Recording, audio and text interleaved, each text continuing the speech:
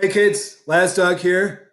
Hey, before we jump forward into chapter 10 and see where we're headed in US history, let's take a step back and talk about where we've been in US history this year and do a quick little recap. So we started in September in chapters 1 and 2, and people basically left Europe and started exploring the Western Hemisphere. By chapter 3, a lot of those Europeans were coming to North America. Now, some to make money, others for religious freedom. But eventually, by chapter 4, they had settled into 13 British colonies. And those colonists thought, hey, we had some of these rights in England. We expect the same rights over here.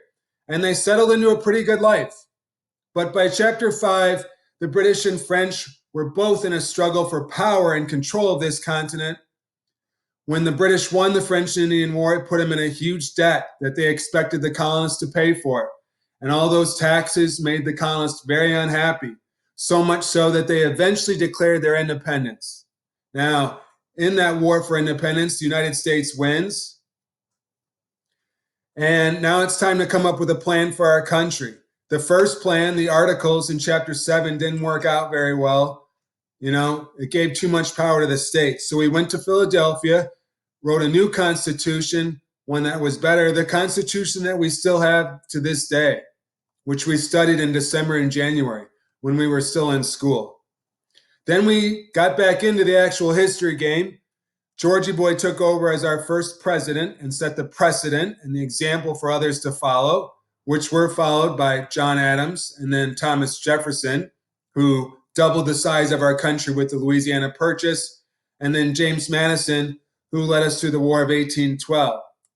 So if you're a history nerd that likes to look at history through the eyes of a president, well, again, so far we've had Georgie Boy, our first president, 8 years, tackled that debt and setting the examples for others.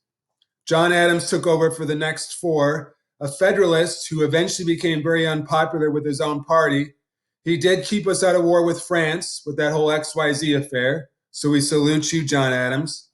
From there, sweet Tommy J, Thomas Jefferson took over. Dealt with a lot of things during his presidency, including trying to make it more of a common man presidency and more like the common folk. What he's probably most remembered for during his 8 years was that Louisiana Purchase that doubled the size of our country.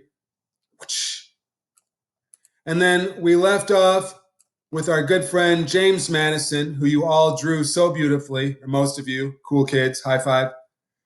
And James again led us through that War of 1812.